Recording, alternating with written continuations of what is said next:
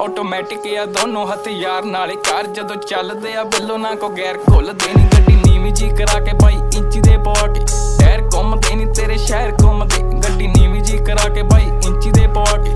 tyre ਘੁੰਮਦੇ ਨੀ ਤੇਰੇ ਸ਼ਹਿਰ ਘੁੰਮਦੇ ਗੱਡੀ ਨੀਵੀਂ ਜੀ ਕਰਾ ਕੇ ਬਾਈ ਇੰਚੀ ਦੇ ਪਵਾ ਕੇ ਟਾਇਰ ਘੁੰਮਦੇ ਨੀ ਤੇਰੇ ਸ਼ਹਿਰ ਘੁੰਮਦੇ